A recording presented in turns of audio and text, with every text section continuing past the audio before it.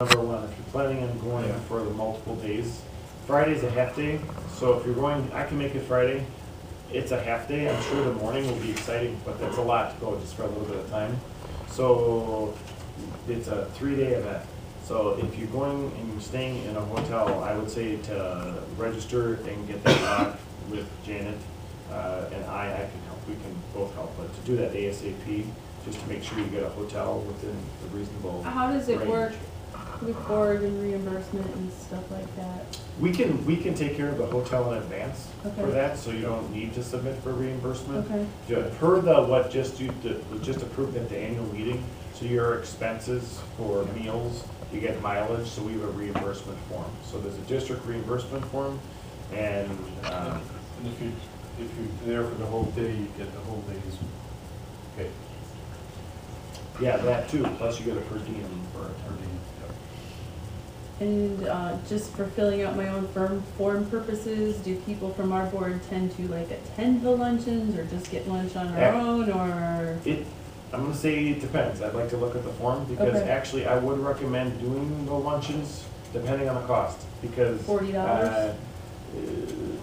What's the topic, that kind of stuff. Yeah, This okay. is just my opinion on Yeah. things. Some of them are, some of them are for superintendents, some are for, Mm-hmm. Right. for, There's one superintendent luncheon I'll do for sure, and the there's not a others, school then I business just, officer one? we'll walk over to the food court and there's get there. only one WSB and that's a 7 Yeah, 7 okay, a.m. okay. breakfast. And there is early bird special, so Right. if Yeah. we, otherwise Get it in we have to sooner. pay more if we register after a Okay. certain date. But the food court's pretty close. There's Okay. nothing to eat in the center, Yeah, there is. but, in the convention hall. In the convention hall there is. Right, right. It's now pretty much like not even a coffee shop. It's a machine, self-serve. Oh, So really? in the convention center, and down below, they used to have like a Starbucks with food Yeah, and things. okay. It's all vending machine. So they might have a sandwich that you can buy that's prepackaged. In the back of the vendor. Yeah, the one thing is in the convention center, they do have food. I would recommend to go. It's really good. Yeah. I mean, it's Mhm. awesome. I There's, already did this much, so. there's an area to go look at the vendors and stuff as far as what schools or what vendors will find sell you. And is this something you can go for just one day? Yeah, Sure, yeah. Yeah, you can just go for the day. Absolutely. You don't have to stay overnight if you don't want. It's very, very educational.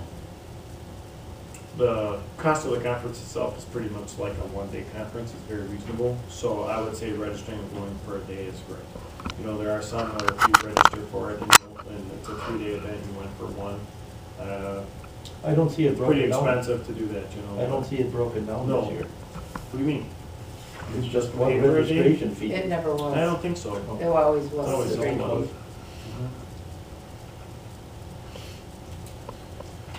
All right. Any other announcements? Yes, I was up to Stevens Point the other day, and there was really an interesting. There was a finance person that's been financed in the state of Wisconsin for 40 years. And he gave a presentation on the economy on finances for the last 10 years. He compared everything from lotteries to school districts to anything financial, all the incomes.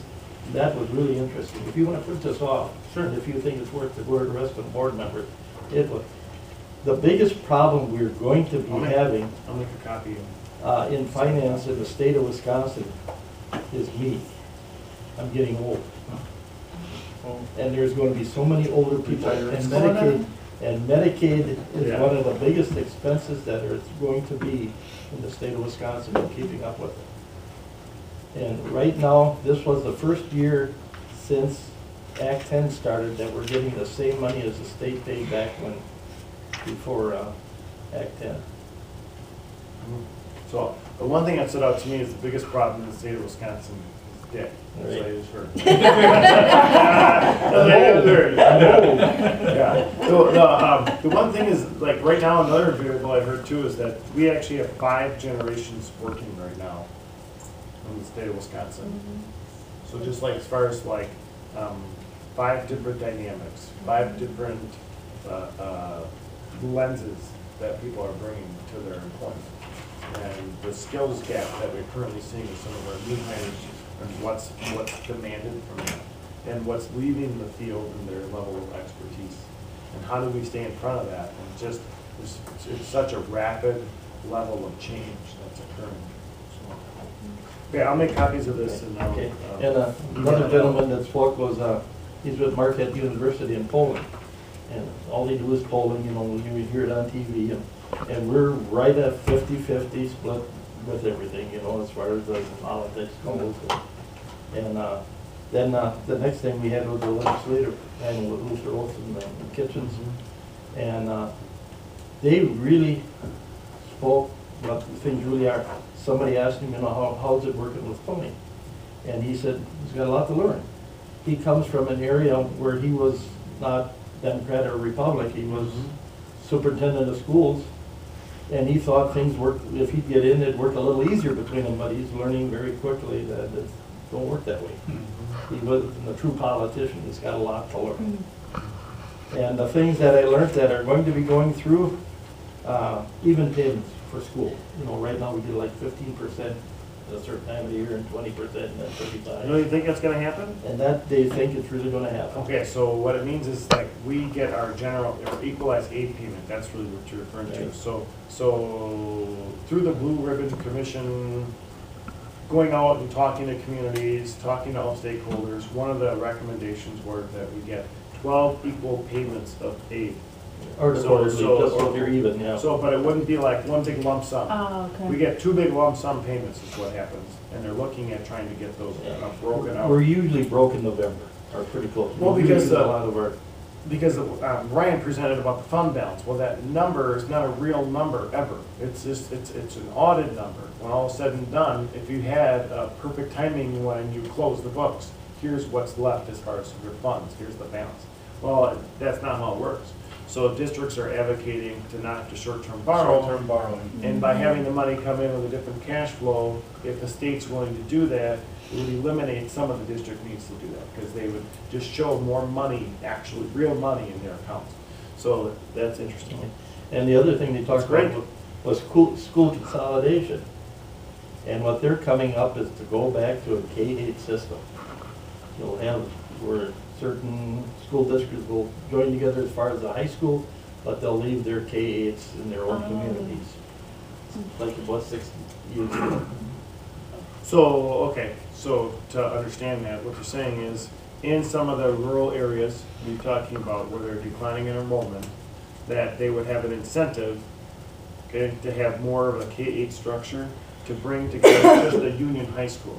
The benefit of that would be is the younger kids wouldn't have such a bus time. Right. That's the challenge, And then- so it's interesting too, like, So that's good, because some of the things are starting to come a little bit more concrete.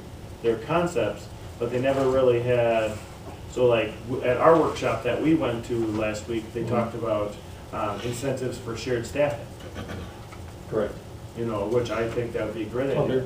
there's a lot of good System. ideas out there, if they just sit down and get them done, yeah. So the positive thing is, so in my 10 years as superintendent, that's the Blue Ribbon Commission findings, that's the first time that they've done that. And it sounds like they actually are having an impact. So that's great. They went out, talked to the people, and now some of those things are going to be implemented. So the report that I'll take from our meeting will have a summary of some of that stuff, but it would be great to see this is what's going to happen actually someplace. Because we did not get the copy of that WSB presentation. They talked about it, but they didn't send out a. No, You it's, you can can get go it- to a website. Yeah, you can go to the web, it's actually a very We'll get complex system Complicated, yeah. to get to it. So we'll get that and we'll email that out as well as this legislative advocacy piece that Dick had. So sounds like it was a great, It was really, I mean, they talked about the ESSA. Yeah. Every child succeeds. No, it's, yeah, Yeah, the plus, what day was that? every Saturday. child Saturday. Yeah, succeeds. even on Saturday, awesome. it was all day, it was very good. Coming up, we'll have the school performance report card as a formal presentation to the board. We, as a school district, we received meets expectations, middle school received meets, and the high school received exceeds expectations. So that's great progress for the board. with that, and we definitely have some things to celebrate. That's good to hear, because there was a story on, probably last week, just about nationally, ACT scores are down fairly significantly. And that's a major They're- concern. It's unique, not all states require all kids to take the ACT, right? So the more states move towards all kids taking the ACT, guess what's gonna It's happen? gonna be rolling. So Yeah. that's an important variable. Scott, when did So- that became mandatory? Well, in the state of Wisconsin, it just happened when we moved to the forward exam.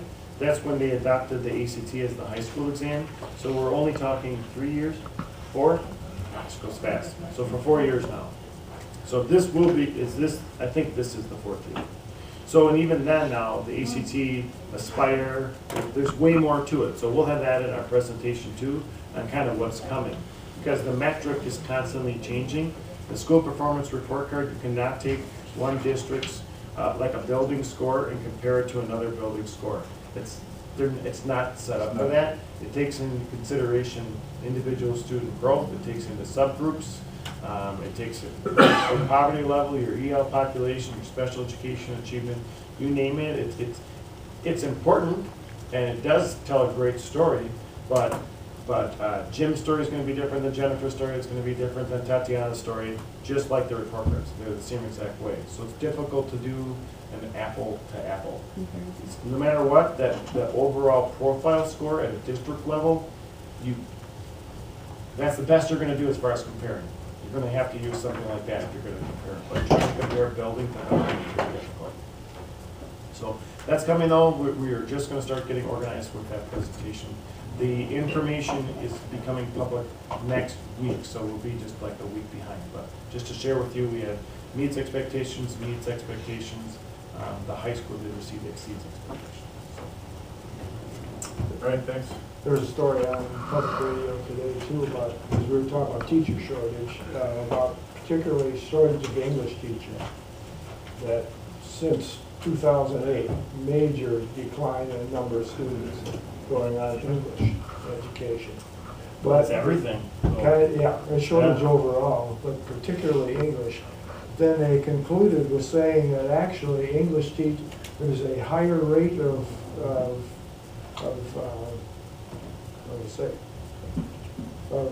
hires for English teachers than there are for science and math. The higher unemployment for those going on in sciences and for college degrees.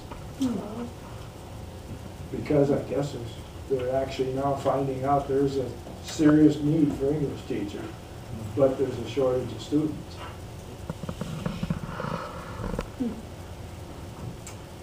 All right, I need a motion to go into closed session pursuant to the Wisconsin statute, section 19.85, parent 1, parent C, to concern employment, promotion, compensation, and performance evaluation data of various district administrators, professional staff, and support staff over which the board has jurisdiction or exercise responsibilities. The board will discuss administrative contracts, teacher contracts, and district office staff letters of appointment. Need a motion? Janet, I don't have that form. You got it? For closed session, yeah. Okay. Oh, I'll get you one, it's in the drawer. Need a motion? So, Jim? A second. Tatiana? It was Jim and Jim? aye. Aye. Bye. Aye. Hi. Motion carried 5-0.